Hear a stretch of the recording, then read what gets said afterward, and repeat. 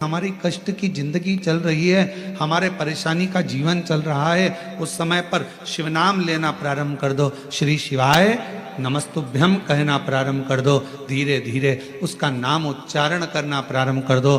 घर के दरवाजे पर श्री शिवाय नमस्तुभ्यम लिख दो। गाड़ी पर, बंगले पर, दुकान पर, जायदाद पर उसका नाम लिख दो कि अब हमारे बस का नहीं है, लोग हमको तकलीफ दे रहे हैं, कष्ट दे रहे हैं, अब दुनिया हमारे से नफरत कर रही है, पर मेरे बाबा तू मुझे निभा लेना।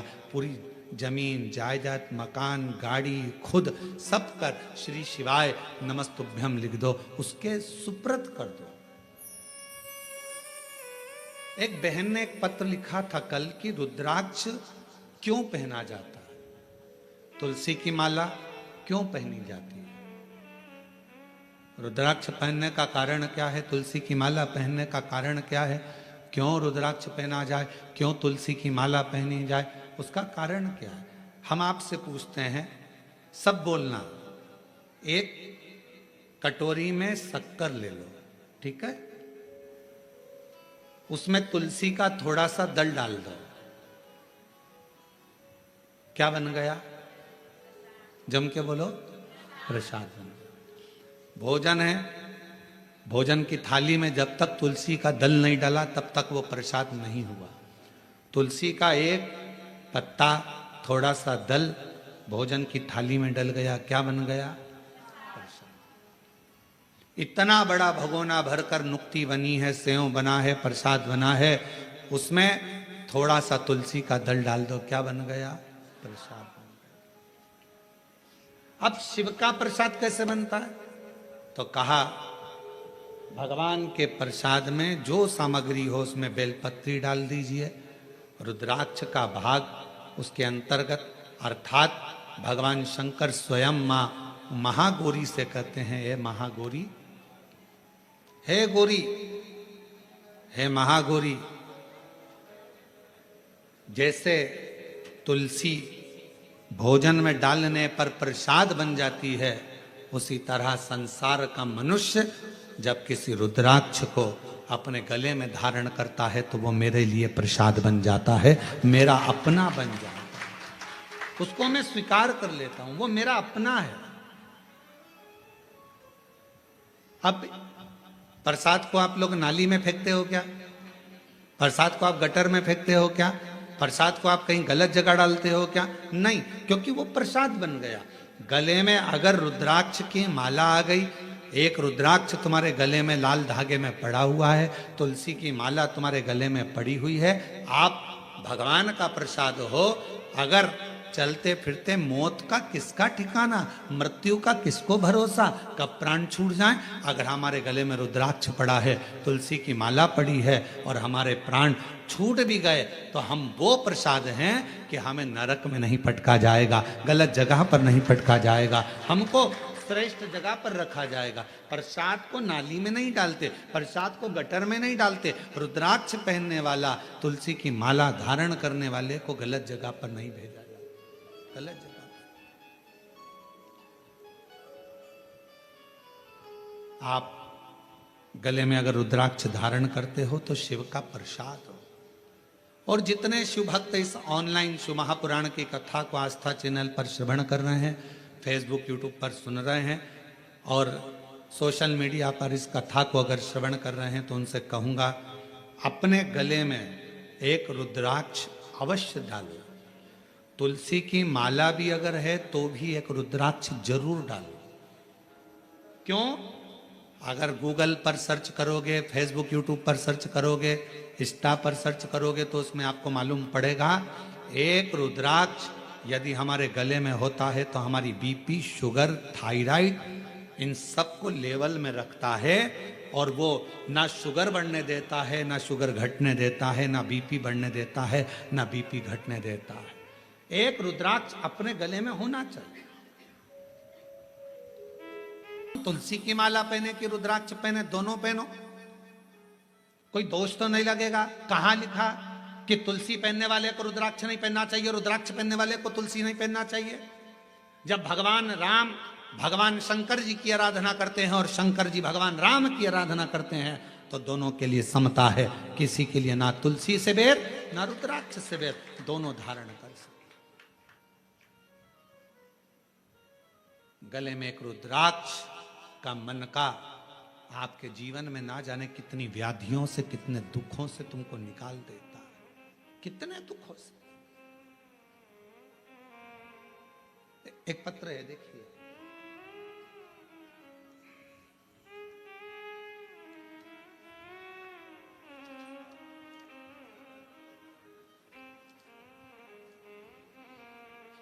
रुक्मणी पटेल, शिव नारायण पटेल, ग्राम रामपुर, जिला कोरबा,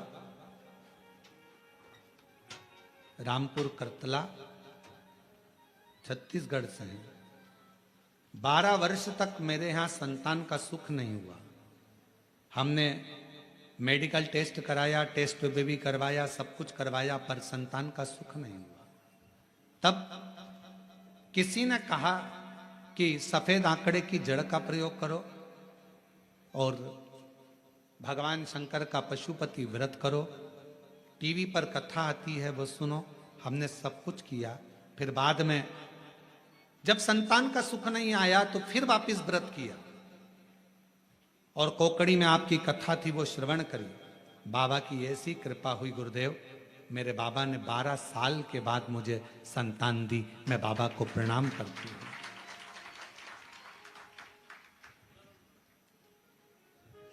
एक पत्र और बड़ा सुंदर है।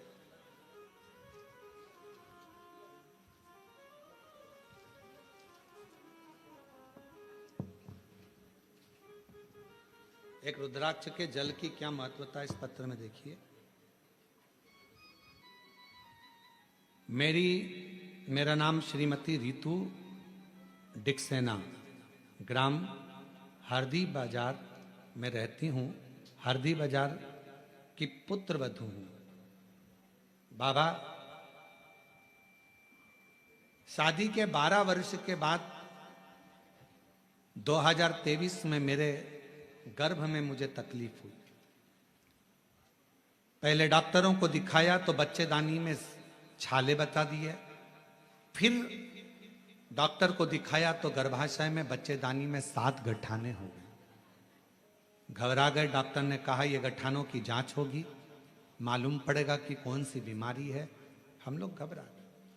तब किसी ने कहा कि सीहोर जाकर अगर वहां का रुद्राक्ष लाया जाए, और सीहोर गए। वहां से आकर गुरुजी हमने पशुपति व्रत भी किया। रुद्राक्ष को पानी में गलाकर उसका जल पीना प्रारंभ करा। और फिर 29/5/2025 में हम बिलासपुर में फिर चेकअप कराने के लिए गए। बाबा ने ऐसी कृपा कर दी, कोई ऑपरेशन करने की जरूरत नहीं पड़ी। और बाबा की कृपा से मेरी पूरी रिपोर्टें नॉर्मल आ गई, जिन रिपोर्टों को मैं अपनी फाइल में भी लगाकर लाई हूं कि मेरी सारी रिपोर्ट बाबा ने नॉर्मल कर दी। शिव शिव है, शंकर शंकर है, शिव शिव है।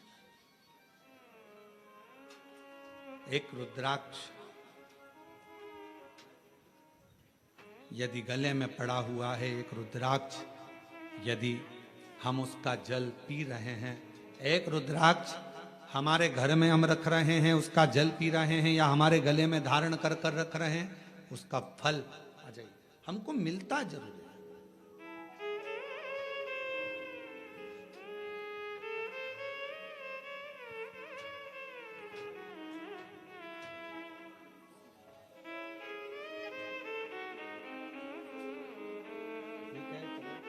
इसको हो गया था प्रॉब्लम, ठीक है, बाबा की कृपा।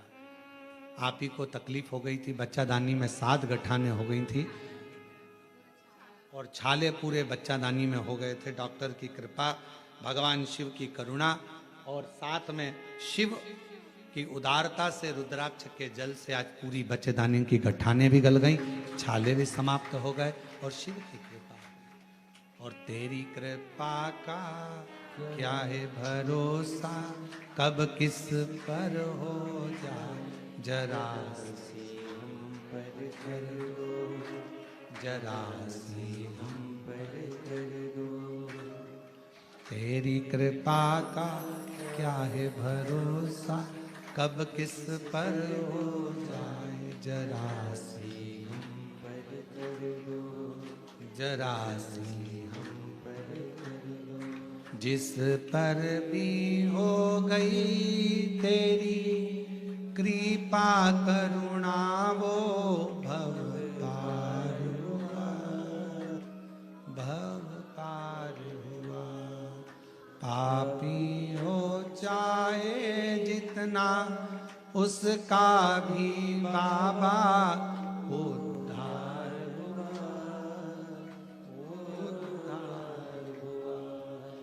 गिद्ध अजामिल गणिका जैसे तेरे मन को भा, जरा सी हम पर कर दो, जरा सी हम पर कर दो।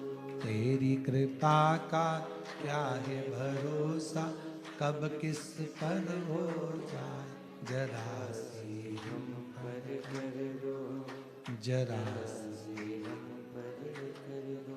शिव कृपा, शिव करुणा।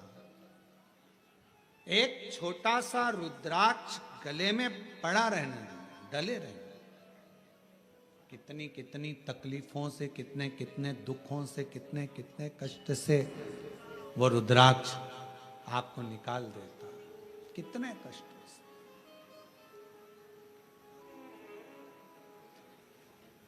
शिव महापुराण की कथा करेंगे। शंकर भगवान की भक्ति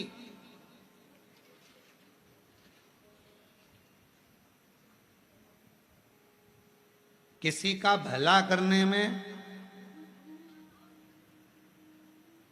और भगवान शंकर का भजन करने में धन मूल नहीं, मन मूल है। मन, आप कितना भजन करते हो, धन से भगवान कभी प्रसन्न नहीं हो सकता।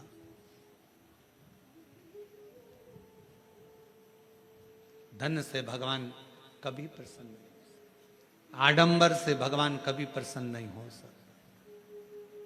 क्या था माता पार्वती जी के पास में? जिस समय मां पार्वती जी की अवस्था 6 वर्ष की हो गई और मां पार्वती जी अपना भवन छोड़कर वन में चली गई अपनी सहेलियों के साथ। एक गुफा में प्रवेश कर गई माता पार्वती जी। छोटी सी गुफा में रहकर माता पार्वती जी ने तप साधना प्रारंभ कर दी। क्या था पार्वती जी के पास में?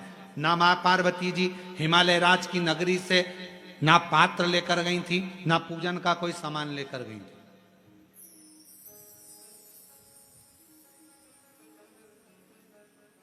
कोई वस्तु माता पार्वती जी लेकर नहीं गई।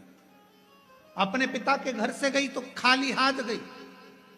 अपनी सहेलियों के साथ, सखियों के साथ गुफा में बैठकर भगवान का तप करने बैठ गई। जब पार्वती जी ने देखा कि मैंने हजारों समय निकाल दिया, वर्ष निकाल दिया, शिव जी प्रसन्न नहीं होते, शंकर भगवान सामने आते ही नहीं। और आपको पहले भी कथा में कहा, तप से भगवान को प्रसन्न करना कोई साधु, कोई सन्यासी, कोई तपस्वी, कोई साधक, कोई उपासक तप से भगवान को प्रसन्न कर सकता है। योग से, साधना से भगवान को कोई तपस्वी साधक प्रसन्न कर सकता है। आप और हम तो कलयुग में रहने वाले हैं। आप तप करते हो क्या? आप करते हो तो बात दूसरी, हमसे तो नहीं बन पाता। हमसे तो केवल एक ही काम बनता है, सारी समस्या का हल जय। तब हमसे भी नहीं बनता। कोई हमसे कहे तुम साधना में बैठते हो, नहीं साहब, हम तो एक ही काम करते हैं, जय सुबह से लेकर शाम तक जितना समय मिलता है, श्री शिवा नमस्तु, श्री शिवाय